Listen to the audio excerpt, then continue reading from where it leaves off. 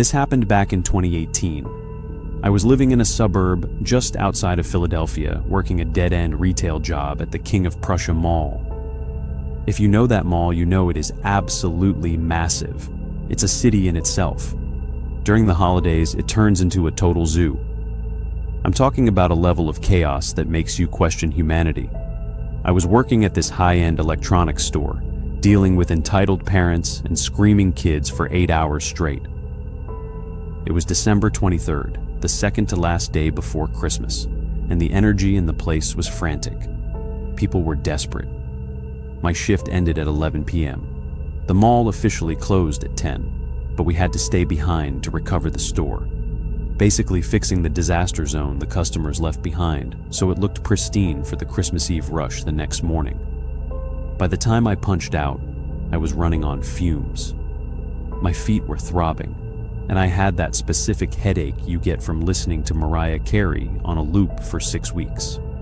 I said bye to my manager, grabbed my coat, and headed out the back employee exit. Usually, employee parking is designated for the roof of the green garage, way out in the boonies, to save the good spots for shoppers. It was freezing that night. The wind was whipping around the concrete pillars, and the air smelled like exhaust and snow. I was walking toward the stairwell when I saw a guy standing near the railing on the level below mine, looking out over the parking lot. He was dressed as Santa Claus. Now, seeing a Santa at a mall in December isn't weird, but seeing one at 11:15 p.m., standing alone in a dark parking garage in freezing weather, that's weird. And this wasn't the high-quality, professional suit the official mall Santa wears. This thing looked like he bought it at a Spirit Halloween on clearance. The red velvet was matted and dark, almost maroon, and the white fur trim was gray and stringy. I kept walking, clutching my keys in my pocket. I just wanted to get to my car, blast the heat, and go home. As I reached the stairwell door, the metal echoed. The guy looked up. From the distance, maybe 50 feet, I couldn't see his eyes, but I felt them. He didn't wave. He just stood there, rigid, staring up at me. I pushed through the heavy door into the stairwell. The concrete stairs amplified every sound. My boots were loud. Then I heard a soft jingle. It was coming from the floor I had just left, the door I had just let close. He had entered the stairwell behind me. My stomach did a backflip. I told myself to chill out. Maybe he was just another employee who dressed up for work and was heading to his car too. But the pace of the jingling bells didn't match a tired retail worker trudging to their car. It was fast. He was moving quickly down the stairs. I skipped the last 3 steps of the flight and burst out onto the level where I parked. Level 4. It was dimly lit. Half the fluorescent tubes were flickering or burnt out, casting these long, twitchy shadows against the walls. My car was parked way in the back corner.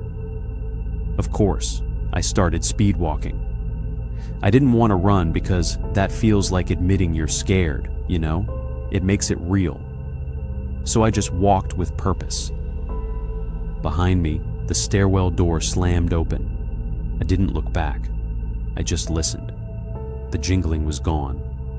Now it was just the heavy, wet slap of boots on concrete, and a dragging sound. I fished my keys out, my thumb hovering over the unlock button. I was maybe 20 yards from my car when I heard a voice. "Hey, buddy!" It was deep, gravelly, not a Santa voice. It sounded like a guy who had been smoking a pack a day for 30 years. "You dropped something," he yelled. I patted my pockets instinctively. Phone, wallet, keys. I had everything. It was the oldest trick in the book. I ignored him and picked up my pace. I was practically jogging now. "I said wait up!" The voice was closer now, angry. I pressed the unlock button on my fob. The car lights flashed amber in the distance. It was the most welcoming sight I'd ever seen. I reached the driver's side door and yanked it open. I threw my backpack onto the passenger seat and dove in. As I was reaching for the door handle to pull it shut, a gloved hand slammed onto the glass. It was a white glove, stained with grease and something dark that looked like dried rust. I screamed. I'm not gonna lie, I let out a sound I didn't know I could make. The Santa was right there. Up close, he looked terrifying. The beard was fake, obviously, but it was hanging off one side of his face, revealing a patch of pockmarked, scarred skin underneath. His eyes were bloodshot, wide, and frantic. He smelled like cheap vodka and unwashed clothes. He wasn't holding a sack of toys. He was dragging a black contractor trash bag that looked heavy, lumpy. "Open the door," he hissed.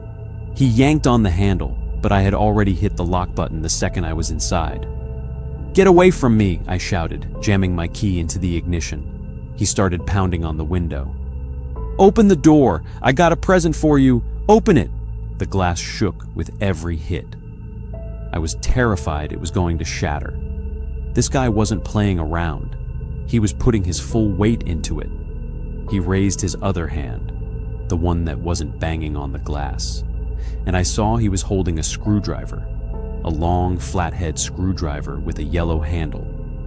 He swung it. The tip of the screwdriver chipped the glass right near my ear. A spider web of fractures instantly spread across the window. I turned the key.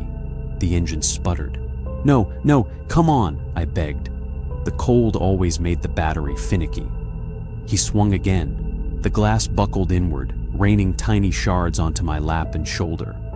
Freezing air rushed into the car. He reached his hand in through the hole, groping for the lock, trying to grab my shoulder. "Gotcha now, you little crap," he snarled. His hand clamped onto my coat.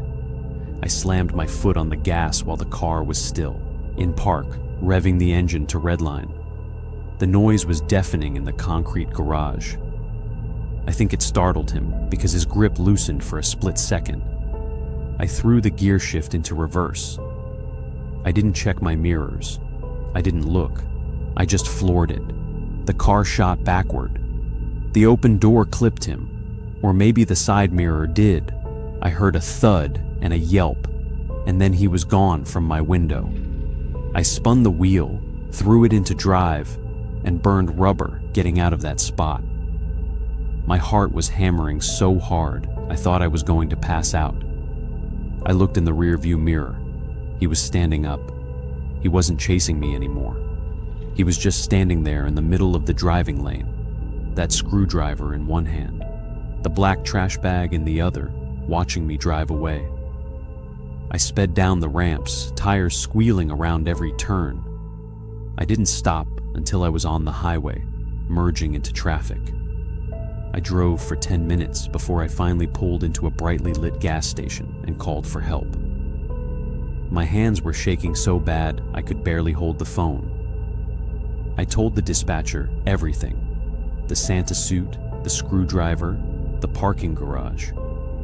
I waited there for the state troopers. When they arrived, I gave them my statement. They looked at the shattered window and the scratch marks on the door. They took it seriously, which I was grateful for. Here is the part that makes my blood run cold whenever I think about it. They went back to the mall. They searched the parking garage. They didn't find the guy. He had obviously booked it as soon as I left. But they found the trash bag. He had ditched it behind a concrete pillar near where my car had been parked. Maybe it was too heavy to run with, or maybe he panicked. The police told me later what was inside. It wasn't stolen merchandise. It wasn't electronics from the store. The bag was filled with duct tape, zip ties, a hacksaw, and a gallon of bleach. And right at the bottom, buried under all that hardware, was a notebook. It was a list of license plate numbers and descriptions of drivers. Blonde woman, red SUV. Older man, limp, blue Ford. And the last entry, scribbled in frantic handwriting: kid, alone, Honda Accord. he hadn't just stumbled upon me. He had been watching the employee exit. He had been cataloging us, waiting for the right target, someone small enough or tired enough to overpower. He was using the Santa costume because it let him loiter around the mall without people calling security immediately. Who questions a Santa at a mall 2 days before Christmas? They never caught the guy. The security cameras in that part of the garage were dummy cameras. Fake plastic shells just there to deter theft. They didn't record a single frame. I quit that job over the phone the next morning. I didn't even go back for my last paycheck. To this day, I can't do malls. I order everything online. So, yeah, enjoy your holiday shopping. Just watch your back in the parking lot. Because that guy might not be there to spread joy. He might be checking his list to see if you're alone.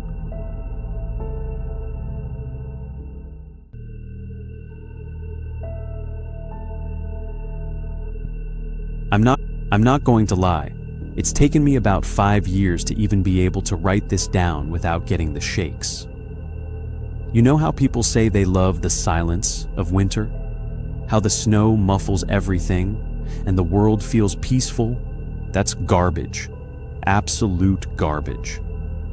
Silence isn't peaceful. Silence is just a vacuum waiting to be filled by something you don't want to hear. This happened back in 2018. I was 28 at the time, living in Chicago, but I was broke. I mean, eating ramen dry because I couldn't afford the water bill kind of broke. So when my buddy Dave told me his aunt needed a house sitter for her place up in Wisconsin for 2 weeks over Christmas and New Year's, I didn't just say yes. I practically begged for it. She was offering $500 a week, plus a fully stocked fridge. The house was one of those massive A-frame cabins near Lake Geneva. Not in the touristy part, though. It was set back in the woods, down a long gravel driveway that was currently buried under about 6 inches of fresh powder. Dave's aunt, a nice lady named Carol, met me there on the 20th. She gave me the tour, showed me how to work the overly complicated thermostat, and gave me the rundown on the security system. "It's a safe area," she told me, handing me a heavy ring of keys. "But the woods get dark, and we're the last house on the private road. Just keep the alarm set at night. It makes me feel better." I told her not to worry. I'm a city kid. Locking doors is muscle memory for me. She left. I unloaded my sad little duffel bag, and for the first 2 days, it was paradise. I drank expensive scotch, watched cable on a TV the size of a billboard, and enjoyed the fact that my heating worked. Things got weird on the 23rd. I had driven into town to grab some snacks, mostly junk food that Carol wouldn't have in her keto-friendly pantry. When I got back, the sun was already setting. It was that gray, flat light you get right before a storm. I parked my car in the driveway, grabbed my bags, and started walking to the front door. That's when I noticed the footprints. They weren't mine. I was wearing Timberland boots with a heavy tread. These prints were smooth, like someone was wearing dress shoes or sneakers with no grip. And they didn't lead to the door. They started at the edge of the woods, went halfway up the driveway, circled my car once, and then went back into the trees. I stood there for a second, the grocery bags cutting into my fingers, just staring at the snow. My stomach did a little flip. I told myself it was probably a delivery driver who got confused, or maybe a neighbor checking to see if Carol was home. But why circle the empty spot where my car usually sat? I went inside and locked the deadbolt. I checked the back door, the side door, and even the windows. Everything was tight. I spent the rest of the night jumping at every creak the house made. And let me tell you, big wooden houses in the winter, they talk. They groan and pop as the temperature drops. Every noise sounded like a footstep. Christmas Eve came around, and a blizzard hit hard. The wind was howling. rattling the big pane windows in the living room. I was trying to distract myself with a marathon of old NBA games, just chilling on the couch with a blanket. It was around 9 p.m. I got up to grab a beer from the kitchen. The kitchen had a window that looked out over the backyard, which was basically just a deck, and then endless pine trees. I didn't turn the kitchen light on, so the room was dark, but the yard was illuminated by the floodlight that was on a motion sensor. The light was on. I froze, the beer bottle sweating in my hand. The snow was coming down in thick sheets, swirling in the wind, but I could see the deck clearly. There was nothing there. No deer, no raccoon, nothing. I waited for the light to time out and turn off. It usually took about 30 seconds. 1 minute passed, then 2. The light stayed on. That meant it was still detecting motion. I leaned closer to the glass, squinting.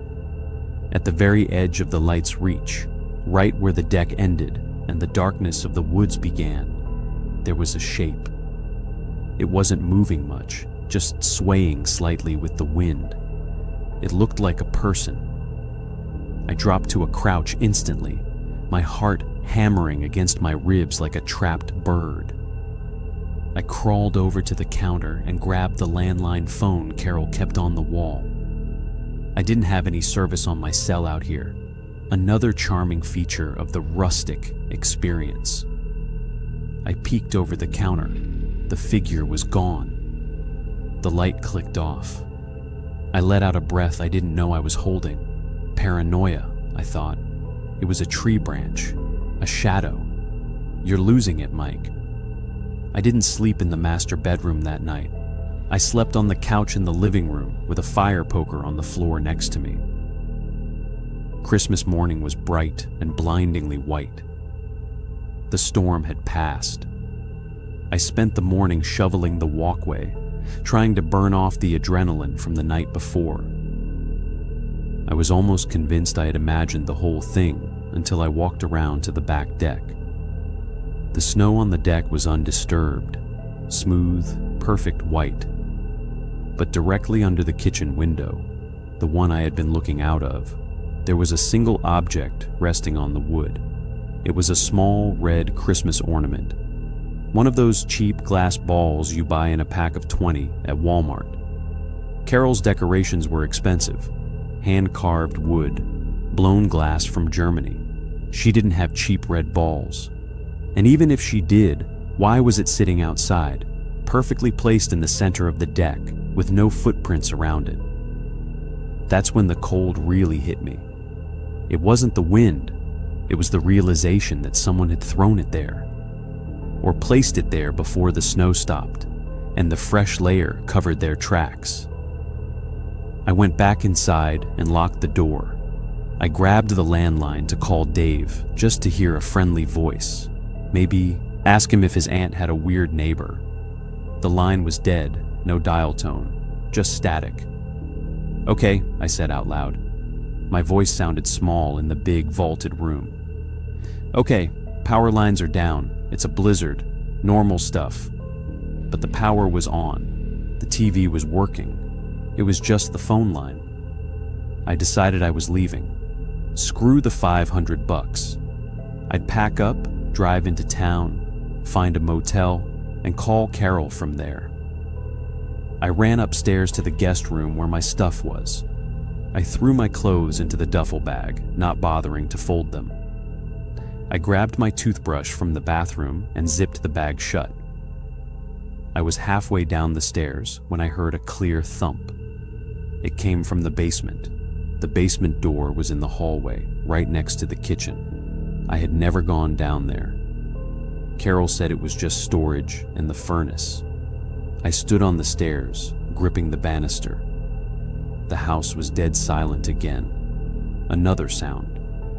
It sounded like something heavy being dragged across concrete. I didn't go investigate. I'm not a horror movie character. I bolted for the front door, grabbed my keys, and threw the door open. My car was there, but the hood was popped open. I ran to it, snow crunching under my boots, and lifted the hood. The battery was gone. Just gone. The cables were dangling there, cut clean with something sharp. I stood there in the driveway, snow soaking into my socks, staring at the empty space where the battery used to be. I was trapped. I turned back to the house. It loomed over me, looking massive and dark against the white sky. I had to go back in. It was 10 degrees outside. I'd freeze to death if I tried to walk to town. I ran back inside and locked the door behind me. I pushed the heavy oak console table in front of it. I went to the back door and wedged a kitchen chair under the handle. I grabbed the biggest knife from the butcher block in the kitchen. "I called the police!" I yelled out, my voice cracking. "They're on their way! You better get out!" It was a bluff, obviously, but I hoped it would scare whoever was down there. Silence. I retreated to the living room because it had the best visibility. I could see the stairs, the front door, and the hallway leading to the basement. I sat in the corner, knife in one hand, fire poker in the other, and I waited. Hours passed. The sun started to go down. The shadows in the house got longer, stretching out like fingers reaching for me. Around 6 p.m., I needed to use the bathroom. I held it as long as I could, but eventually I had to go. The downstairs powder room was right next to the basement door. I walked slowly, keeping my back to the wall. I listened at the basement door. Nothing. I stepped into the bathroom, did my business fast, and washed my hands. As I was drying them, I looked in the mirror. The bathroom door behind me was open a crack. Through that crack, I could see the basement door in the hallway. The knob on the basement door was turning. It was slow, agonizingly slow. The brass knob rotated to the right, then stopped. Then it rotated back. I couldn't breathe. I watched in the mirror, paralyzed. The door pushed open, just an inch. I spun around and kicked the bathroom door shut and locked it. I backed up against the sink, knife raised. "I have a gun!" I screamed. "I swear to God, I'll shoot!" From the hallway, a voice spoke. It was soft, raspy, like someone who hadn't used their vocal cords in a long time. "No peeking," the voice giggled. It was a man's voice, but pitched high, mocking. "Santa hasn't come yet." Then, heavy footsteps, not heading toward the bathroom, but walking away, toward the kitchen. I heard the fridge open, the clink of glass bottles. He was getting a beer. I realized then that this guy wasn't trying to rob the place. If he wanted to rob it, he would have done it already. He was getting comfortable. He was playing with me. I checked the bathroom window. It was small, one of those tiny frosted ones for ventilation, but I was skinny. I cranked the handle. It was frozen shut. I used the butt of the knife to smash the ice around the seal. It popped open. I didn't care about the cold. I squeezed through, scraping my ribs and tearing my shirt. I tumbled out into the snow on the side of the house. I scrambled up and ran. I didn't run down the driveway. I figured he'd see me. I ran straight into the woods. The snow was thigh-deep in some places. I kept falling, smashing my shins against hidden logs. I didn't look back. I just focused on the tree line ahead. I knew there was another house about a mile through the woods, a vacation rental that looked occupied when I drove in. I ran until my lungs burned and my legs felt like lead. It must have been 20 minutes, maybe 30. Finally, I saw lights through the trees. I burst out of the woods and into a cleared backyard. There was a family inside. I could see them through the sliding glass doors. A mom, a dad, 2 kids opening presents. I must have looked like a maniac. I banged on the glass, screaming for help, waving the knife I forgot I was still holding. The dad jumped up, looked terrified, and grabbed a phone. He pointed at me, yelling something I couldn't hear. I dropped the knife in the snow and put my hands up. "Help me!" I screamed. "There's someone in the house! Please!" Eventually, he opened the door a crack, keeping a safe distance. I explained everything, gasping for air. He let me into the mudroom and called the police. It took the sheriff 40 minutes to get out there because of the roads. We drove back to Carol's place in the squad car. The house was dark when we pulled up. The front door was wide open. The cops went in first, guns drawn. I waited in the car, shivering under a blanket the neighbor gave me. They were in there for a long time. When the sheriff came out, he looked pale. He walked over to the car and motioned for me to roll down the window. "We didn't find anyone," he said. "He must have bailed when he realized you got out." I felt a wave of nausea. "Did you check the basement?" "Yeah," the sheriff said. He rubbed the back of his neck. "Look, son, you need to see this." I didn't want to, but I followed him inside. They led me to the basement. It wasn't just a storage room. In the back corner, behind a stack of old holiday decorations, there was a cot set up. There was a sleeping bag, a bucket, and piles of candy wrappers. "How long?" I asked, my voice trembling. "Hard to say," the sheriff said. "But look at the wall." Above the cot, taped to the concrete wall, were photos. Dozens of them. They were photos of me. Photos of me sleeping on the couch. Photos of me eating in the kitchen. Photos of me taken through the bathroom window. But the worst ones were the old ones. There were photos of me walking down the street in Chicago. Photos of me at my job. Photos of me entering my apartment building. This guy hadn't broken in randomly. He hadn't just stumbled upon the house. He had followed me. He had followed me all the way from Chicago, 4 hours north. He waited for me to be alone in the woods. And then the sheriff handed me a piece of paper they found on the pillow of the cot. It was a piece of Carol's stationery. Written in shaky block letters, it said, "All I wanted was a Christmas card. You never replied to my letters. My blood ran cold." I stared at the handwriting. It looked familiar. "Who is it?" the sheriff asked. I swallowed hard. "My dad," I whispered. He's supposed to be in a mental health facility in Nevada. I haven't seen him in 10 years. The sheriff put out an APB, but the woods were vast and the snow had covered the tracks again. They never found him. I didn't stay to finish the job. Carol understood. It turned out that my dad had probably escaped from the mental hospital all this time. He was stalking me all along.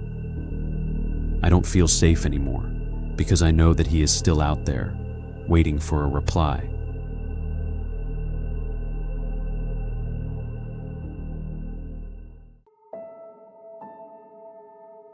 I never believed in bad vibes. I'm a numbers guy, a contractor.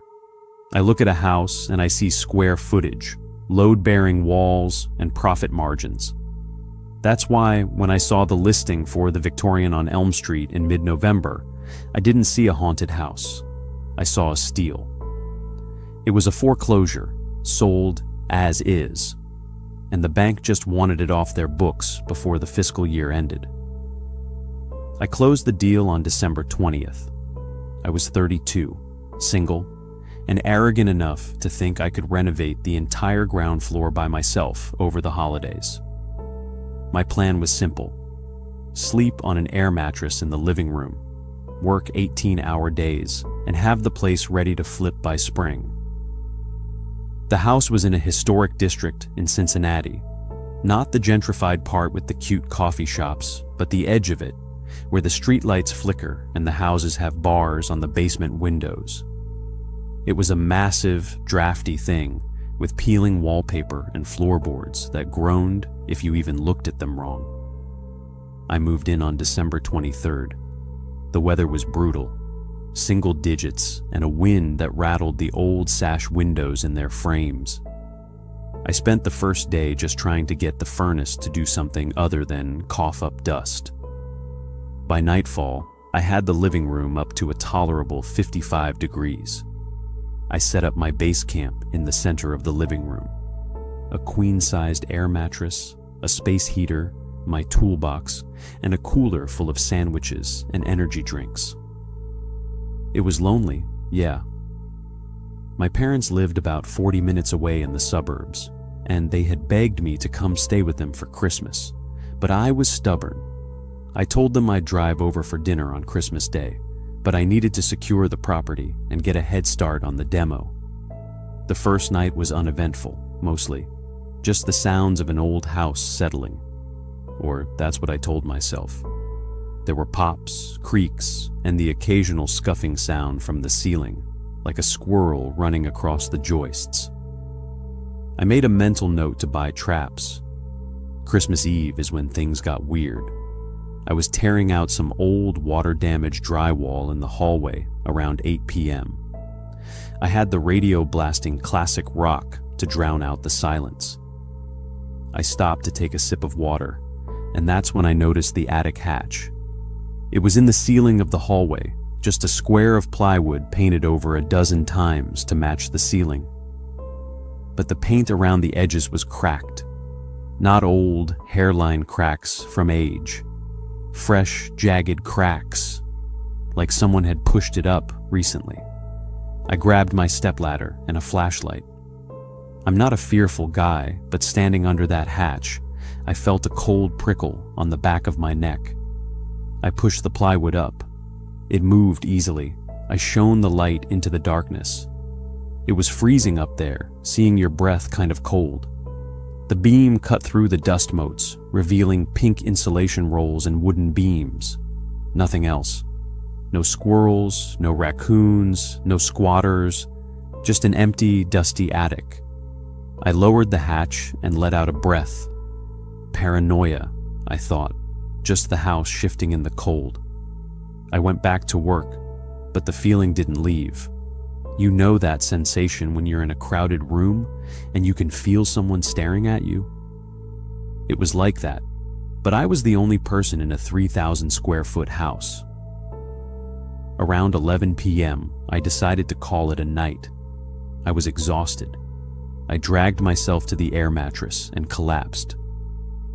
Before I turned off the work light I was using as a lamp, I did something I hadn't planned on. I had bought a cheap, motion-activated security camera to put on the front porch, but I hadn't installed it outside yet because of the ice. It was sitting on top of my toolbox.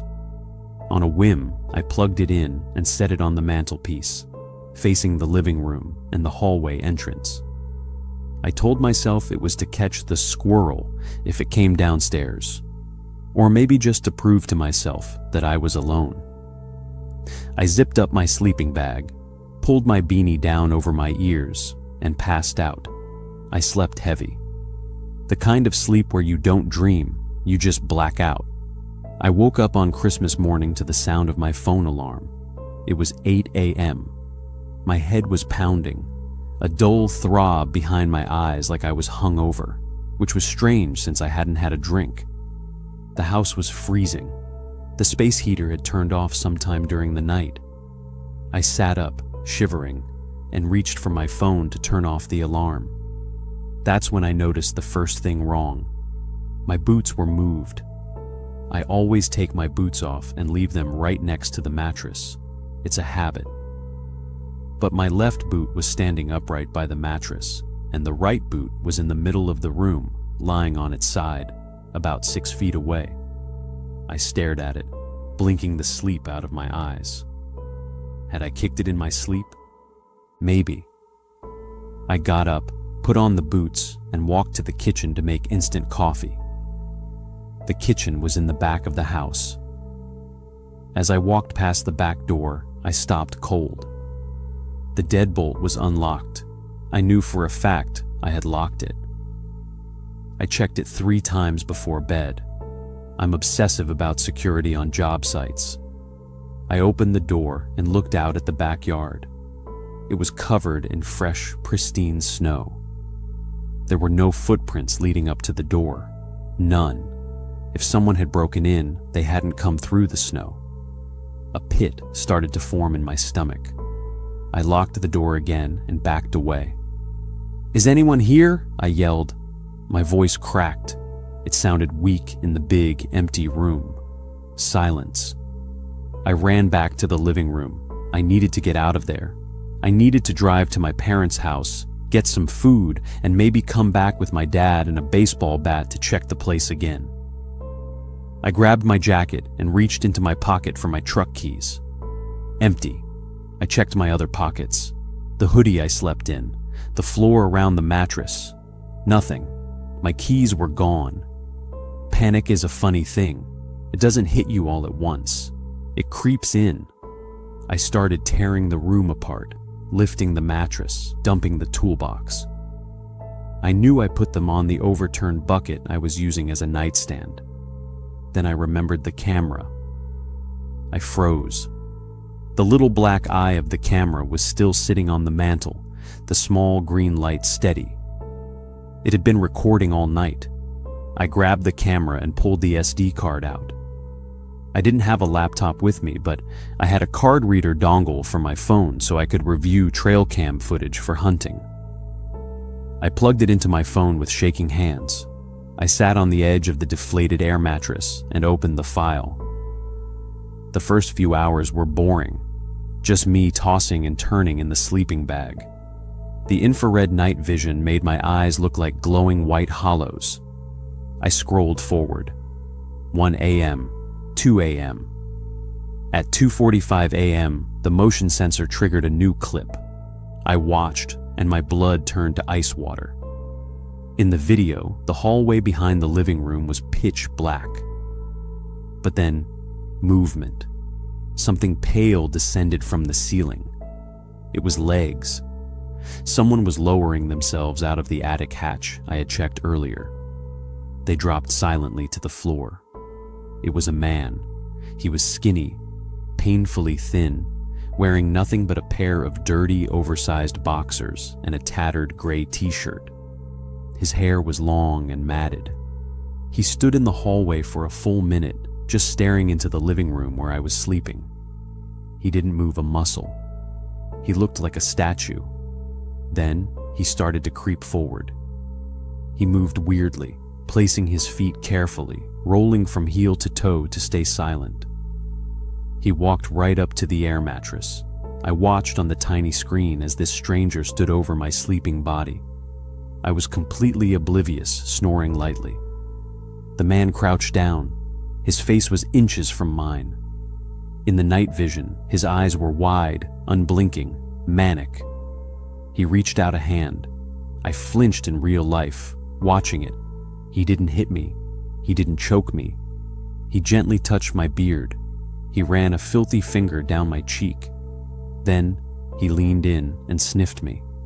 He took a long, deep inhale right at my neck. I gagged, covering my mouth with my hand. It was the most violated I have ever felt in my life. The man on the screen stayed there for 20 minutes. 20 minutes, just watching me, touching my hair. At one point, he laid down on the floor next to the air mattress, mirroring my position, just staring at my face. Then, at 3:15 a.m., he sat up. He looked toward the bucket where my stuff was. He picked up my keys. He didn't make a sound. Then he picked up my phone. My heart stopped. He had my phone? But I had my phone right now. In the video, the man held my phone up. He pressed the home button. The screen lit up, illuminating his gaunt, hollow face. It was locked. He looked at me, then back at the phone. He carefully, slowly, maneuvered the phone in front of my face. He held it there, waiting. I must have shifted in my sleep, or the Face ID caught the angle, because the phone unlocked. He pulled it back quickly. He started typing. He stood there for 5 minutes, typing on my phone, scrolling, reading. Then he put the phone back on the bucket, exactly where I had left it. He stood up, pocketed my keys, and walked toward the kitchen. He didn't go back to the attic. He went out the back door. The video ended. I sat there in the silent house, unable to breathe. He had unlocked my phone. He had been in my phone. Why? I quickly opened my text messages. There was a thread at the top. It was to Mom, sent at 3:22 a.m. Merry Christmas, Mom. I'm coming over early. I have a surprise for you. There was a reply from my mom. Oh, wonderful. We're up. The door's unlocked. Come right in. See you soon. I looked at the time on my phone. It was 8:15 a.m. My truck was gone. The intruder wasn't just stealing my car. He wasn't just running away. He went to my parents' house. He used my phone to make sure the door would be unlocked. I didn't think.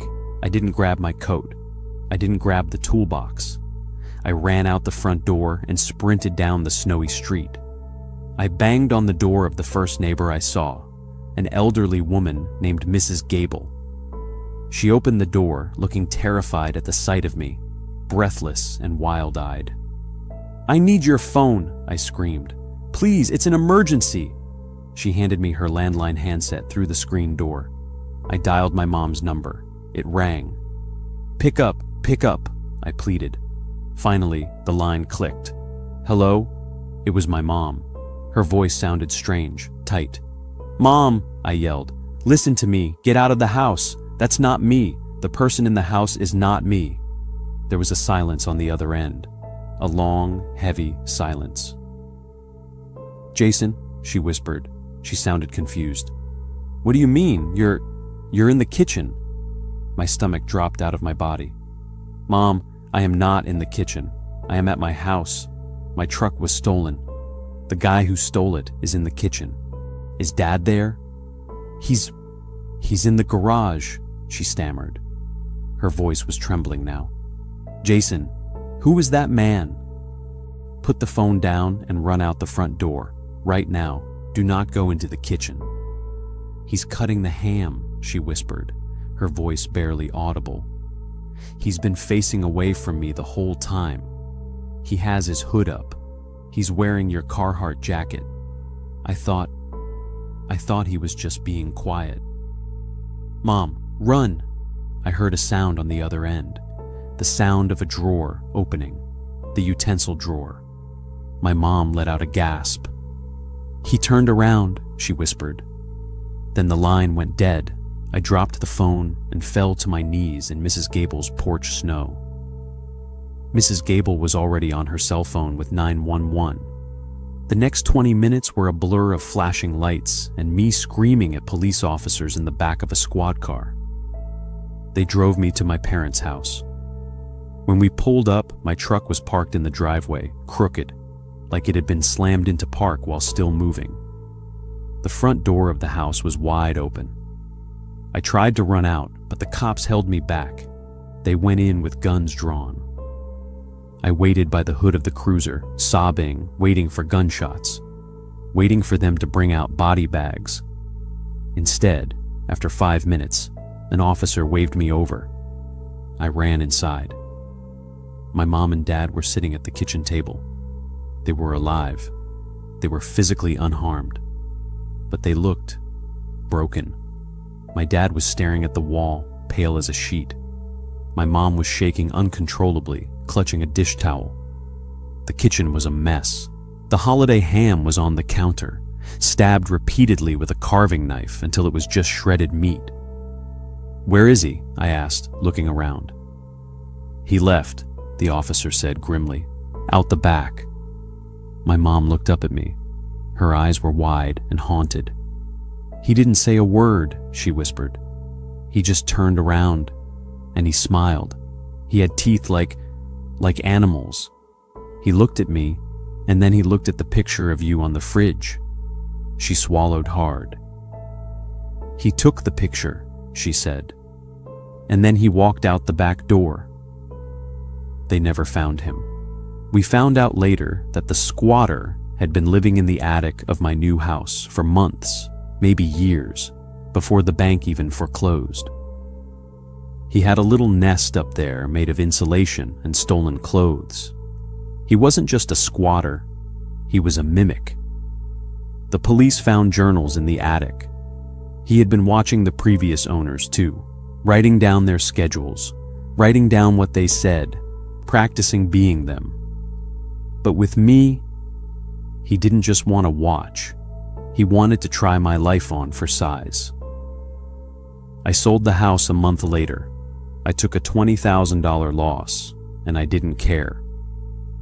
I moved back into an apartment complex on the 3rd floor with a 24-hour doorman, but I still don't sleep well. Every time I get a text message from an unknown number, or every time I misplace my keys for a second, I get that cold feeling on the back of my neck.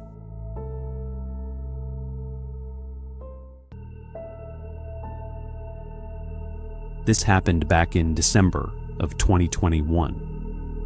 I honestly haven't told many people about this, mostly because I feel like a total idiot for not seeing the red flags sooner. You know how in horror movies you yell at the screen because the main character is doing something obviously stupid? Yeah, that was me. But in my defense, when you're in the moment, your brain tries to rationalize everything. You don't want to believe you're in danger. I was living in Chicago at the time, working a corporate sales job that was sucking the soul out of me. My boss, a guy named Mr. Sterling, was this wealthy, eccentric dude who owned a massive property out in the suburbs. Lake Forest, if you know the area. It's one of those neighborhoods where the driveways are longer than most city blocks, and the trees are so old they block out half the streetlights. Sterling asked me if I wanted to house sit for him over the holidays. He and his wife were flying to Aspen for 2 weeks, and he needed someone to keep an eye on the place, water the plants, and feed their 2 massive Great Danes. He offered to pay me $2,000 for the trouble. Being single, newly broke from student loans, and having 0 plans for Christmas, I said yes in a heartbeat. I drove up there on December 20th. My car looked like a joke parked in his circular driveway next to his Tesla and Range Rover. Sterling gave me the tour. The place was ridiculous. Smart home everything, heated floors, a wine cellar, and a security system that looked like it belonged in the Pentagon. He gave me the code, showed me how to arm the perimeter, and introduced me to the dogs, Duke and Baron. They were friendly enough once they sniffed me out. The first couple of days were pretty sweet. I was living the high life, drinking expensive espresso in the morning and playing video games on an 85-inch TV at night. It was quiet, dead quiet. The kind of silence you don't get in the city. On the afternoon of the 23rd, things got weird. I was in the kitchen making a sandwich, just ham and cheese, nothing fancy, when the doorbell rang. It wasn't the normal ding-dong. It was this deep orchestral chime that echoed through the whole ground floor. I checked the camera feed on the iPad mounted on the wall. There was a guy standing on the front porch. He wasn't wearing a delivery uniform. He had on a faded Carhartt jacket, baggy jeans, and a Santa hat that looked like it had been through the wash about 50 times. He was holding a clipboard. I debated ignoring him, but the dogs started barking their heads off, so I figured I'd just get rid of him. I opened the heavy oak door, leaving the storm door locked. "Can I help you?" I asked. The guy looked up. He was probably in his late 40s, with a patchy beard and eyes that looked a little too wide, like he'd had a few too many espressos or something stronger. "Hey there, boss," he said. His voice was raspy. "Just doing the rounds for the neighborhood holiday fund.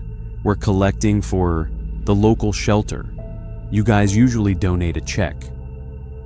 He didn't look like he was from any charity I'd ever heard of.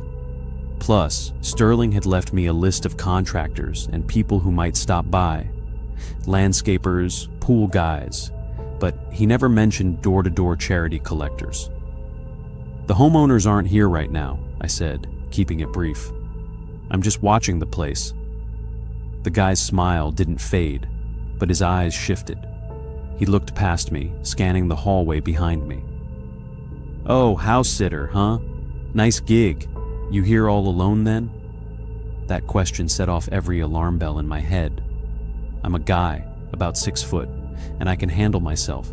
But something about the way he asked, casual but probing, made my stomach turn. "I'm busy," I said, ignoring the question. "You'll have to come back when Mr. Sterling is home in January." I went to close the door, but he took a half step forward, pressing his hand against the glass of the storm door. "Come on, man, just $5? It's Christmas." "No," I said firmly. I slammed the main door and locked the deadbolt. My heart was hammering a little faster than it should have been. I watched the camera feed. The guy stood there for a solid minute, just staring at the door. Then, he slowly turned and walked off the porch. I didn't see a car. He just walked down the long driveway and disappeared into the tree line near the road. I tried to shake it off. I told myself I was being paranoid. It's the holidays. Weirdos come out of the woodwork looking for cash. That night, a snowstorm rolled in. We're talking heavy, wet snow, the kind that sticks to everything. By 9 p.m., the wind was howling, rattling the windows. I poured myself a glass of Sterling's bourbon, don't tell him that, and sat down to watch Die Hard. Around 10:30, the dogs shot up from the rug. They ran to the back sliding glass door, the one that leads out to the patio and the pool area, and started growling. Not barking, growling. That low, guttural sound that vibrates in your chest. "What is it, boys?" I asked, putting my drink down. I walked over to the glass doors. It was pitch black outside. The patio lights were off, and with the snow coming down, I couldn't see 5 feet past the glass. I flipped the switch for the floodlights. The yard lit up. The pool was covered, buried in snow. The patio furniture looked like white lumps. I scanned the yard. Nothing. No deer, no raccoons. "It's just the wind, guys," I said, trying to convince myself more than the dogs, but they wouldn't settle. Duke, the bigger one, was pacing back and forth in front of the glass, his hackles raised. I checked the security panel. All zones were green, secured. I went back to the couch, but I couldn't focus on the movie. I kept looking over my shoulder. You know that feeling when the air in the room feels heavy, like you're being watched? I felt that. I eventually fell asleep on the couch. I woke up the next morning, Christmas Eve, with a stiff neck and a dry mouth. The snow had stopped, leaving a pristine white blanket over everything. I let the dogs out and made coffee. While they were doing their business, I decided to walk the perimeter of the house, just to check. Call it intuition. I walked around to the back patio. The snow was untouched, smooth and perfect. I felt a little better. Then I rounded the corner to the side of the house, where the garage service door was. My heart dropped into my stomach. There were footprints. They weren't mine. They were big, heavy boot prints.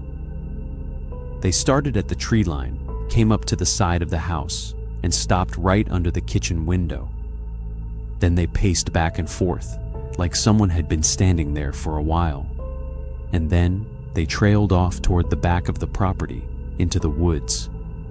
But the worst part? The prints were fresh.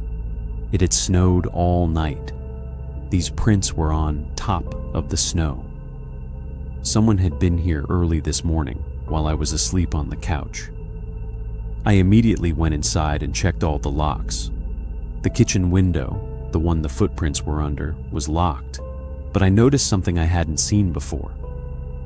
There were smudge marks on the glass, on the outside, like someone had pressed their face and hands against it, trying to see in. I was freaking out now. I pulled out my phone and called Mr. Sterling. It went straight to voicemail. "Hi, you've reached Arthur Sterling. We are currently out of the country." I left a message. "Hey, Mr. Sterling, "It's Mike. Listen, some weird stuff is happening. There was a guy yesterday, and now I found footprints looking in the windows. I'm thinking about calling the police." I debated calling 911 right then. But what would I say? Someone walked in my yard? In the suburbs, unless someone is actively breaking in, the cops take an hour to show up, write a report, and leave. I decided to wait. If I saw one more thing, I was dialing 911. I spent the rest of the day on edge. I kept a baseball bat I found in the garage next to me. I made sure the dogs were inside. Around 4 p.m., the sun started going down. I was in the kitchen, feeding the dogs, when I heard a thud from upstairs. It was heavy, like a boot hitting the floor. I froze. The house was supposed to be empty. The dogs looked up, ears perked. I grabbed the bat. "Hello?" I yelled. My voice cracked a little. "I'm calling the police." Silence. I stood at the bottom of the grand staircase, looking up into the darkness of the second-floor hallway. I didn't want to go up there, but I had to know. I signaled the dogs to come with me. Having two 150-pound dogs gave me a shred of courage. We walked up the stairs, the wood creaking under my feet. I checked the guest rooms. Empty. I checked the master bedroom. Empty. Then I checked the guest bathroom at the end of the hall. The window was open. Freezing cold air was blasting in. I knew for a fact I hadn't opened that window. The screen had been popped out. It was lying on the snowy roof, below. They were in the house. I didn't think. I didn't investigate. I turned around and sprinted for the stairs. "Come on, boys!" I yelled to the dogs. I was halfway down the stairs when I saw him. Standing in the foyer, blocking the front door, was the guy from yesterday, the charity guy. But he wasn't wearing the Santa hat anymore. He was wearing a dark hoodie, and he was holding a crowbar, and he wasn't alone. Another guy, younger, skinnier, was coming out of the kitchen. He was holding one of Sterling's pillowcases, and it looked full. "I told you he was home," the skinny one said. The charity guy looked at me, then at the bat, then at the dogs. "Grab the dogs, Billy. Don't let them bite." Duke and Baron, for all their size, were big babies. They barked, but they didn't attack. They were confused. I was standing on the landing of the stairs, gripping the bat so hard my knuckles were white. "I'm calling the cops right now," I screamed, pulling my phone out of my pocket. "Don't do that," the charity guy said calmly. He took a step toward the stairs. "We're almost done. Just go back upstairs, lock yourself in the bathroom, and wait 20 minutes. Nobody gets hurt." It was surreal. He was talking to me like he was customer service, like this was a transaction. "Get out!" I swung the bat at the air, trying to look menacing. The charity guy sighed. "Have it your way." He started charging up the stairs. I didn't wait. I turned and ran back up to the second floor. I dashed into the master bedroom and slammed the door. I locked it. I dragged a heavy dresser in front of it. My hands were shaking so bad, I dropped my phone twice before I could dial 911. 911, what's your emergency? "Someone is in the house. I'm at 4200 Lakeview Drive. 2 men, they have weapons." "Okay, sir, stay on the line. Officers are dispatched. Are you safe?" "I'm in the bedroom barricaded in." Then the door shuddered. He was hitting it with the crowbar. "Open up, kid. I just want the watch collection. Tell me where the safe is." I didn't answer. I backed into the walk-in closet. This closet was the size of my entire apartment back in the city, and locked that door too. I huddled in the corner behind a rack of fur coats, listening to the wood splintering in the bedroom. I heard the bedroom door give way. I heard heavy boots stomping on the hardwood. "Where are you?" the guy yelled. He sounded angry now. I held my breath. I could hear him tearing the room apart, drawers being ripped out, the mattress being flipped. Then the handle of the closet door jiggled. "I know you're in there," he growled right against the door. I gripped the bat, ready to swing at the first thing I saw. I prepared myself to die. I'm not gonna lie. I was crying. I was terrified. Suddenly, sirens. It was the most beautiful sound I'd ever heard. Loud, wailing sirens getting closer and closer. "Cops!" the skinny guy yelled from downstairs. "Damn it!" the guy at the door screamed. He kicked the closet door once, hard, cracking the wood. But he didn't break through. I heard running footsteps, the thudding of boots going down the stairs, the back door slamming. I stayed in that closet for another 10 minutes until the dispatcher told me the police had cleared the house and it was safe to come out. When I came downstairs, the house was a wreck. They had smashed the TV, emptied the silverware drawers, and trashed the living room. The police took my statement. They found the screen on the roof and footprints all over the house. They told me the guys had likely been casing the place for weeks. They knew the Sterlings were gone. They just didn't expect a house sitter to actually stay there. They thought I was just stopping by to feed the dogs and leaving. That's why the guy came to the door the first day, to check if I was living there. I packed my bags that night. I wasn't staying another minute. I took the dogs to a luxury kennel nearby that Sterling's assistant arranged and drove straight back to my crappy apartment in the city. I spent Christmas Day eating Chinese takeout alone, traumatized but alive. But here's the part that really messes with me, the part that keeps me up at night. A few days later, Mr. Sterling came back early to deal with the damage. He called me to thank me for protecting the house and the dogs and to get the details. We were walking through the master bedroom, looking at the smashed door frame. "I'm just glad they didn't get into the wall safe," Sterling said, moving a painting to reveal a keypad. "Yeah," I said. "The guy with the crowbar was screaming about the watch collection." Sterling paused. He turned to me slowly, a confused look on his face. "Mike," he said, "I don't have a watch collection. All my watches are in a safety deposit box at the bank downtown. Everyone knows that." I felt a chill go down my spine. But he was specific. He asked for the watches. Sterling frowned. "The only person who thinks I keep watches here is my ex-brother-in-law. He's been in and out of rehab for years. He threatened to burn the house down last Christmas if I didn't give him money." The police looked into it. They showed me a photo lineup a week later. The charity guy? It wasn't the brother-in-law. It was a guy named Greg, a career criminal from the next town over. But the skinny guy, the one I saw holding the pillowcase? That was Sterling's son, his estranged son, who Sterling had told me was away at school in Europe. Turns out he wasn't in Europe. He had flunked out and gotten involved with some bad people. He knew the alarm codes, he knew the layout. That's why the perimeter alarm didn't trip when they came in the first time. He disabled it. The footprints I saw that morning, the ones looking in the window, they weren't looking in. The police found a sleeping bag and food wrappers in the crawl space under the guest house in the backyard.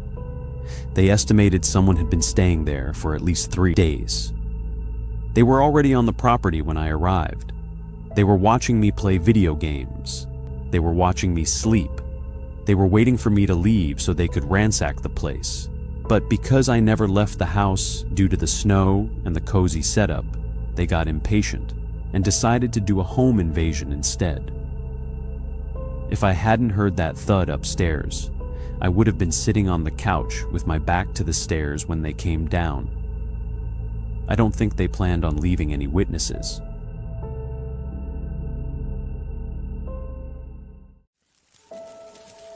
You know those people who have their Christmas shopping done by Thanksgiving?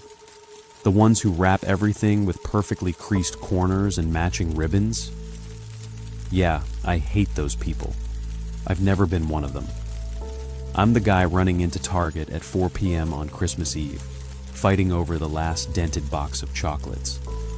But 3 years ago, my procrastination didn't just leave me stressed out, it almost got me killed. I'm sharing this because I need to get it out of my head. And honestly, if it stops one person from answering a sketch Craigslist ad in the middle of the night, then it's worth typing this out. It was 2021. I was 23 years old, living in Columbus, Ohio. My dad is a huge collector of vintage Coca-Cola memorabilia. It's his whole personality. I had completely dropped the ball on his gift, and I knew a gift card to Home Depot wasn't going to cut it this year because he'd just done a massive favor helping me fix my transmission. I needed something big. So, on December 23rd, at around 10 p.m., I was doom-scrolling Craigslist and Facebook Marketplace, desperate for anything cool. That's when I found a post titled, "Vintage 1950s Coca-Cola Santa Store Display, animated, free to good home." The description was weirdly brief. Cleaning out the barn. Wife says it has to go tonight or it goes in the trash. Works perfectly. Heavy. U-Haul. Merry Christmas.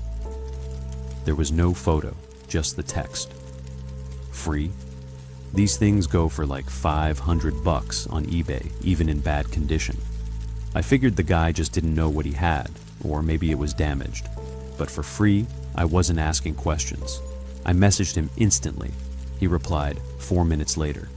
"Come now, 4400 Blackwood Road. Gate is open." I threw on my coat, grabbed my keys, and jumped in my truck. The GPS said it was about 45 minutes away, out in the boonies toward the Hocking Hills area. I didn't tell anyone where I was going. Why would I? It was a quick pickup.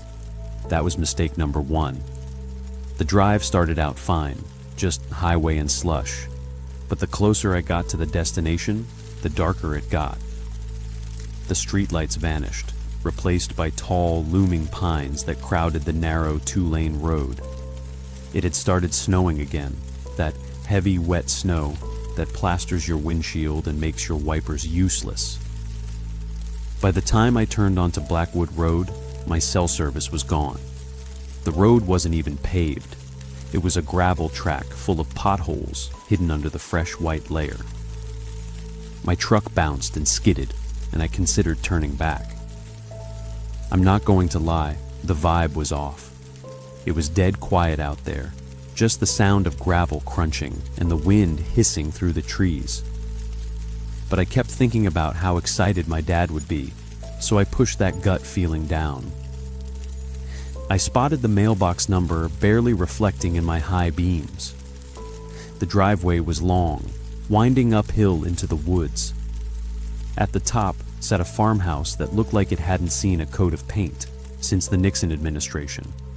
But the weirdest part was the Christmas lights. They were everywhere. And I don't mean a nice, tasteful display.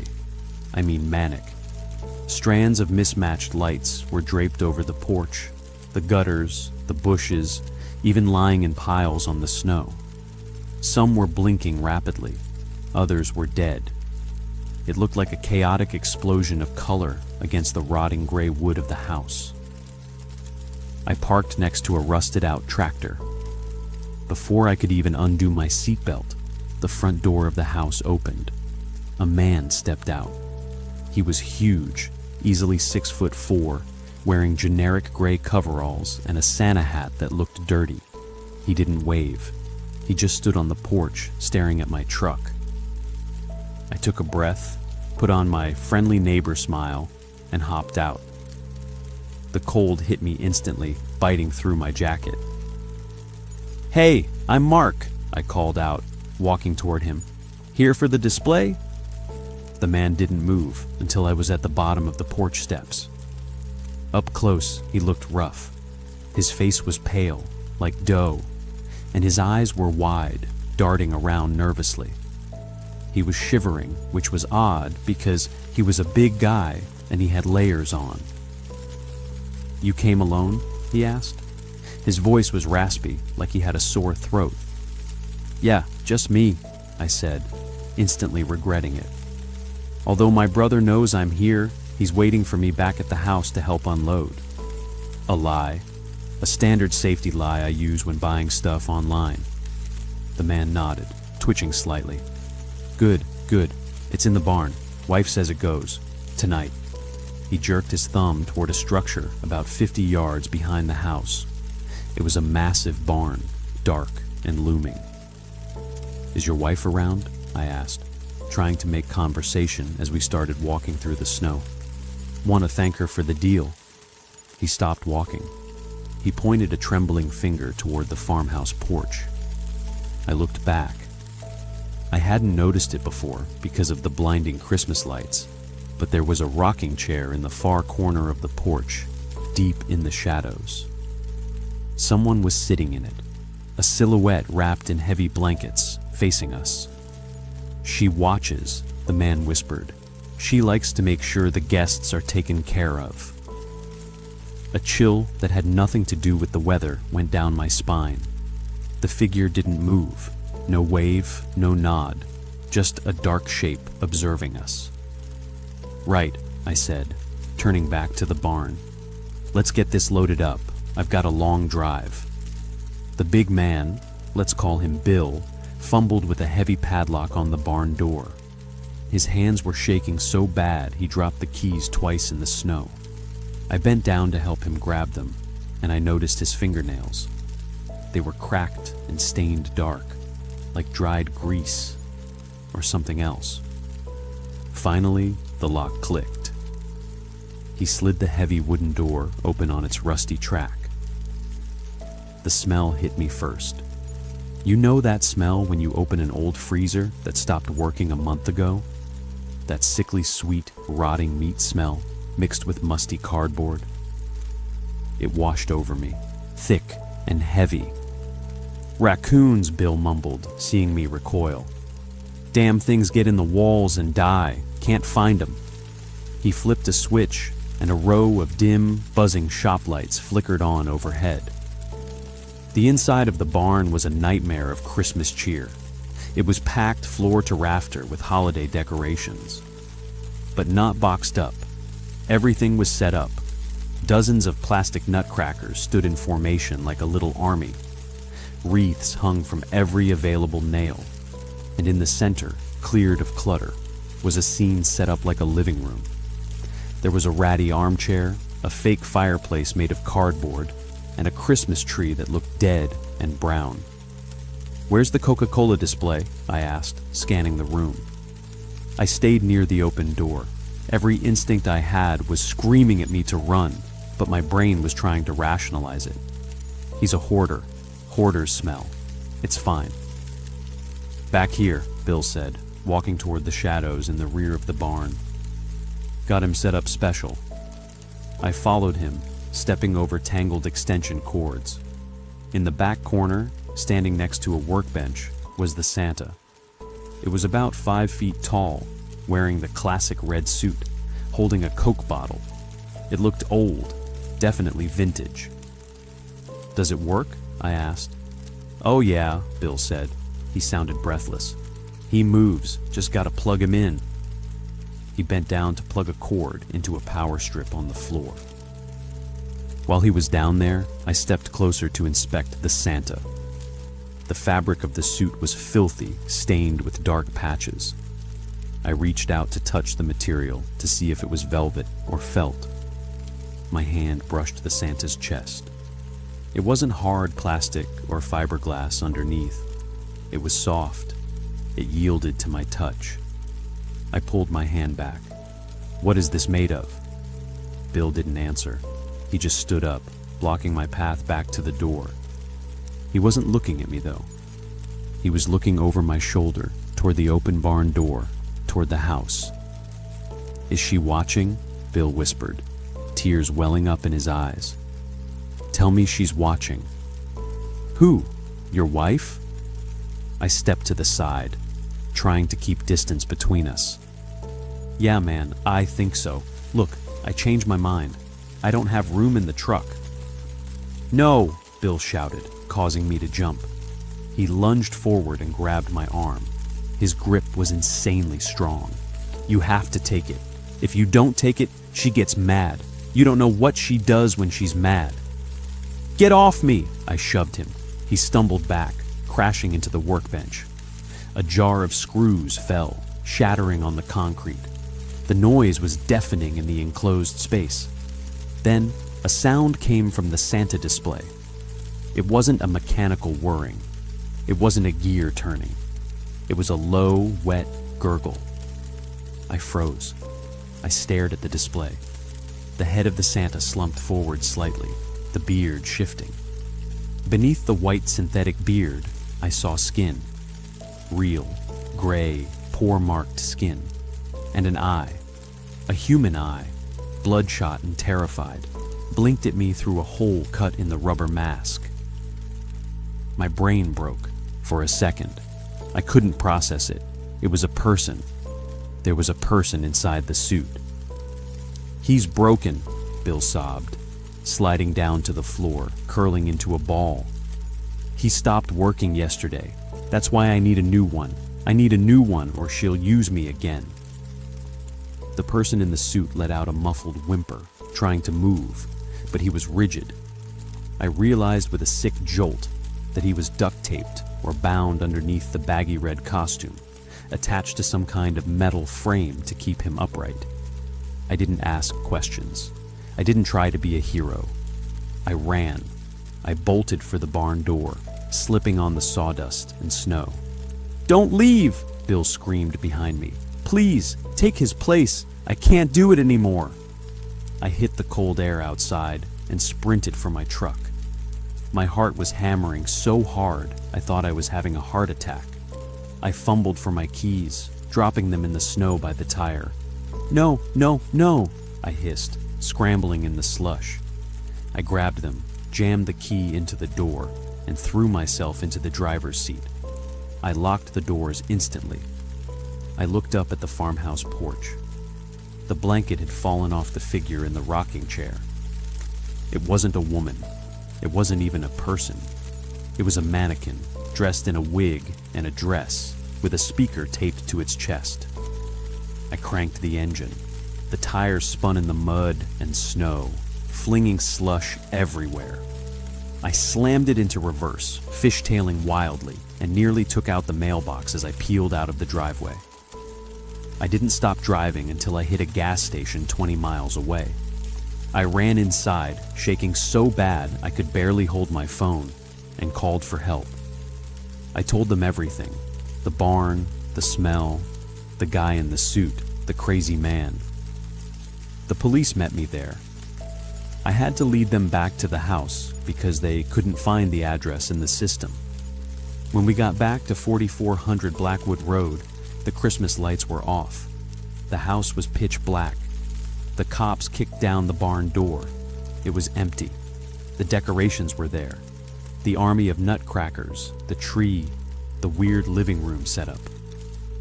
But the Santa display was gone. They searched the house. They found Bill in the basement. He was dead. It looked like he had done it to himself. But here's the part that messes me up. The part that I haven't told my dad, or my girlfriend, or anyone except the detective. The police found a room upstairs. It was set up like a control center. There were monitors showing live feeds of the driveway, the porch, and the interior of the barn. And on the desk, there was a microphone connected to a wire that ran out the window and down to the porch, to the speaker on the mannequin. Bill wasn't the monster. He wasn't the mastermind. The autopsy showed Bill had older scars, burns, cuts. He was malnourished. The police figured out that Bill had been living in terror of the wife for years. He believed the mannequin was real, or rather, he believed the voice coming from it was real. But who was on the microphone? Who was watching the monitors upstairs while Bill was crying in the barn with me? Someone else was in that house. Someone who watched me run away. Someone who cleaned out the Santa victim before the cops arrived and vanished into the woods. They never found the guy in the Santa suit. They never found the person who was upstairs. I am still trying to figure out what would have happened if I couldn't escape that night. Unfortunately, the person from the control room and his distorted mind is still out there, free. Sometimes it's better to just buy a gift card for Christmas present.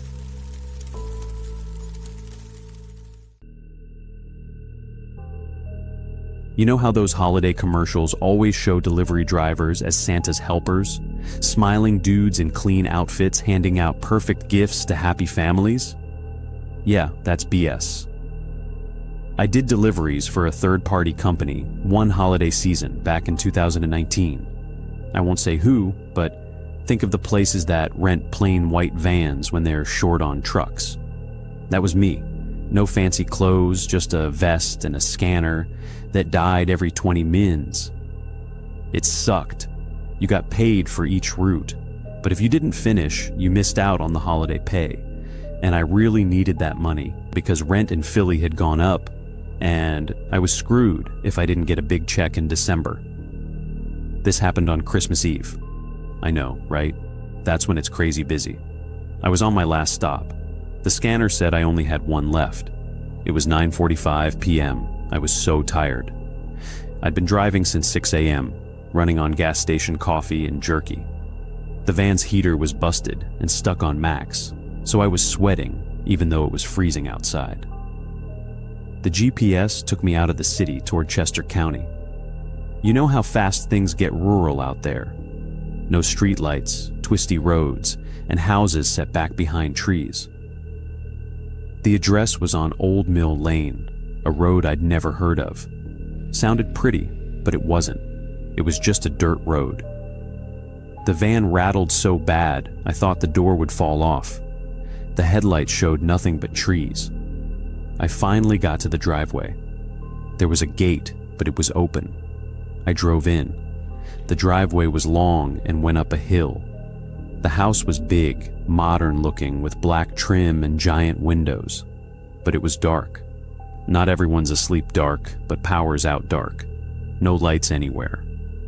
I checked the scanner. Package ID 884X. Recipient Gary Miller. Had to sign. Great, I said. Signature needed at 10 at night. If I didn't get a signature, I had to take the box back and wouldn't finish the route. I didn't want that. I figured they were in the back or went to bed early and forgot the lights. I grabbed the box, which was heavy, and said, "Fragile," and got out. The cold air woke me up fast. I went to the porch. The snow wasn't shoveled, but there were tracks like people had been walking all over. I didn't think about it. I rang the bell but couldn't hear anything. I knocked hard. "Delivery! Speed post!" Silence. The wind blew and something rattled. I waited. I went to knock again when I saw the door was unlocked. It was open a small bit. My company says never go inside, but they also say get a signature. "Mr. Miller," I shouted, pushing the door open a little. "Delivery." The hallway was black. It smelled like metal, like blood, and also like cleaner. I stopped. My gut said run, but my brain said maybe they're fixing something. Then someone spoke from upstairs. "Just a minute." It was a man. He sounded calm but out of breath.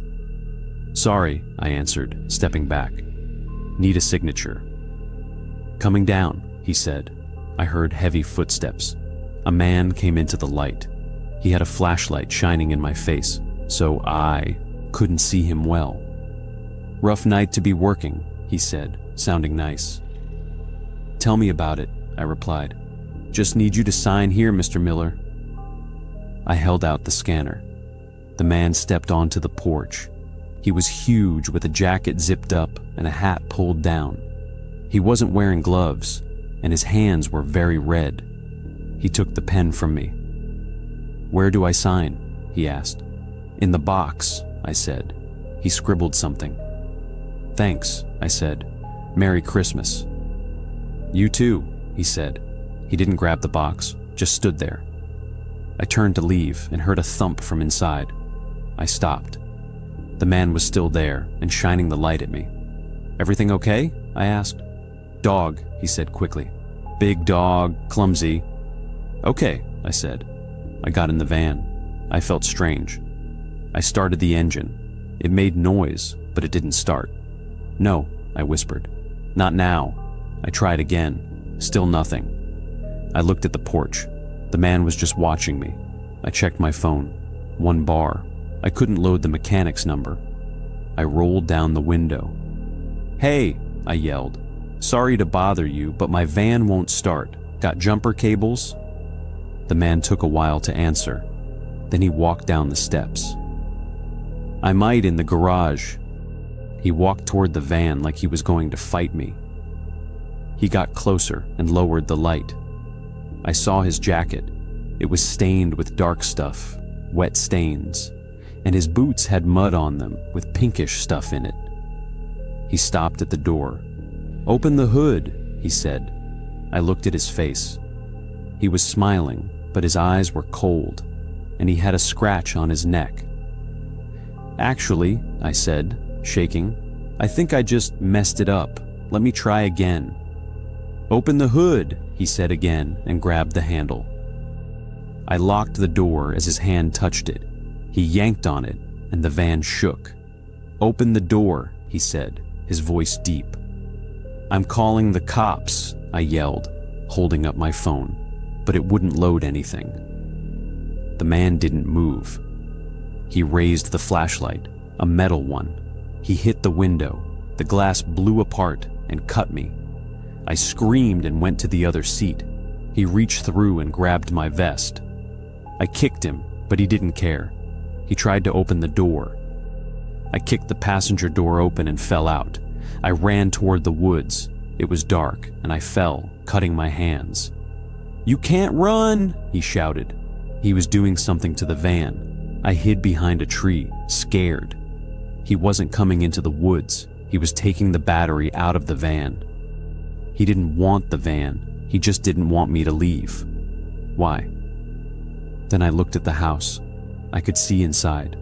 The room was upside down, and there was a pile of stuff on the floor. A foot was sticking out. A woman's foot with a Christmas sock. I covered my mouth so I wouldn't throw up. The man wasn't Mr. Miller. He had killed everyone and I had walked in. He was trying to get away. He didn't have a car, or it was broken. I knew why he didn't chase me. He was going to get a weapon. I had to move. I couldn't go down the driveway. I went into the woods. I walked for a long time. My feet were cold and my ears hurt from the glass. Finally, I saw lights, a road. I went out of the trees and to the road and waved at a truck. It was a snowplow. The driver saw the blood and let me in and called the police. We waited for the police. The heater felt great. The police came to the house a short time after that. They found Mr. Miller trying to get the family's car running, but he couldn't work the push start. His name was Vance. He had escaped from jail and was looking for money and a car. The Millers were in the living room and were dead. But the news didn't say this part, the reason I quit the next day and never delivered things again. The police looked at the scanner from my van. They asked about the signature. I told them that he signed it. The detective showed me the signature on the scanner. It wasn't a name. He had written, "Thanks for the ride." He planned to kill me when I opened the door. He wasn't interested in my package. He wanted to use my van to escape because nobody stops a delivery driver at Christmas. If my van had started when I turned the key, I would have opened the door for him. I would be dead, and he would be driving my van, driving my route, to hide. So, when you see delivery drivers this Christmas, don't just be mad that your package is late. Be thankful they came at all, and turn on your porch light. You don't know what's in the dark.